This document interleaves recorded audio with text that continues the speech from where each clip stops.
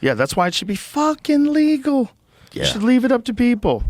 It's a freedom issue. Yeah. It really is. And people that don't understand that, like conservatives should get on board with it because it's a fucking freedom issue. And people want to connect it to like liberals and hippies. And they push it onto the side of the left instead of looking at it like as a population of human beings that value freedom. You value freedom. I value your freedom to be able to have a drink. I value if you want to smoke a cigar or a cigarette, do whatever the fuck you feel like doing. You are an adult. Yeah. I value your freedom as long as you're not hurting me.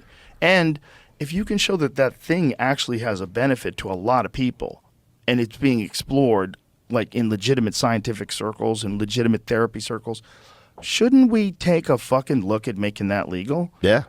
Like, this is crazy that you have something that grows in the ground naturally. It grows on cow shit. It's all over the world naturally. People have been taking it for centuries. Who knows how many thousands of years? Who knows? Like, when did they start taking mushrooms? What's the earliest known use of mushrooms? That's a good question. I wonder when, because they get pretty good at that. They get ayahuasca down, I think. I think they know when that was. They think that peyote's a weird one. Yeah. Peyote, they say, is like really recent. I have not tried that one. The answer Google gives me is that some 6,000 years ago. Prehistoric rock art near Villa de Humo in Spain suggests that the psilocybe hispanica was used in religious rituals 6,000 years ago. Sounds about right. Wow. Imagine what they thought they were seeing or what they were actually seeing in that time. Oh, my God. Of course.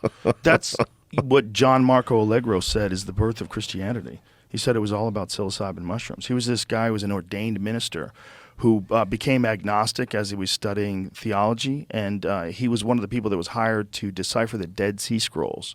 Yeah. So for 14 years, this guy worked on the Dead Sea Scrolls, and then he wrote this book, The Sacred Mushroom and the Cross. And in the book, he was saying this was all about consumption of psychedelic mushrooms and fertility rituals. That's what these original stories were about.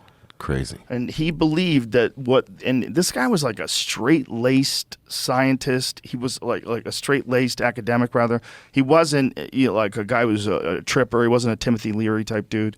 He was just a regular scholar who was like, what I get out of this and the origin of these words, you can go back.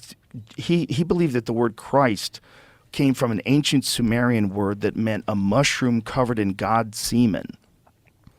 So people thought that when it rained, it was God coming on the earth. Right. And then these mushrooms would rise out. Because you know how quick mushrooms go. They pop up and then quick, they would eat these mushrooms and trip balls.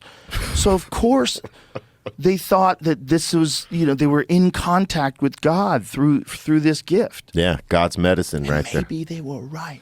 Could be. Maybe they were right. I mean, some of the things people see. Maybe they were right, man. Maybe that's what it is. Yeah, some of the things people see are incredible, man. It's funny how we're resistant to that.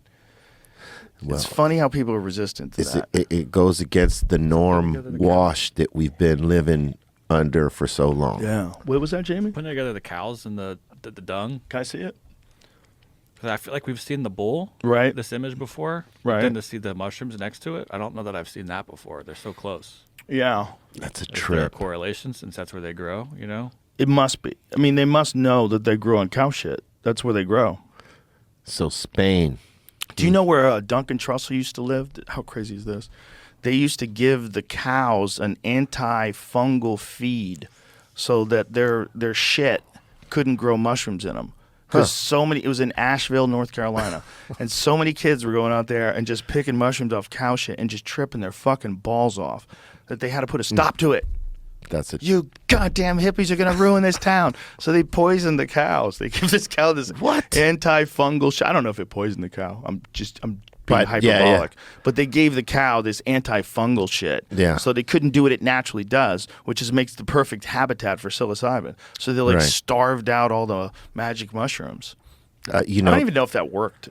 Because that was what Duncan told me. We should research this. That might be a total myth. Even if it did, those kids found another way to get mushrooms. Oh, yeah. Once they got them, they got them. Yeah. There's Once they got them, they got so them. many ways to get any of that now. Yeah. There's so many places, though, where it grows naturally still to this day. It's a Schedule I substance that just grows naturally. You don't have to process it. You, Yeah. you don't have to do anything. You just pick it and eat it. Yeah. And it's illegal, which is like, okay. So I think that'll change. I mean, you see more acceptance of it as of late, and the fact that they're willing to study it, Yeah. and talk about the actual good it's been doing in those studies. I mean, it seems like it's a move in the right direction. It's just slow. It's just slow. It's just always slow. Like with cannabis, I mean, we all know it should have been legal like probably 5-10 years ago already.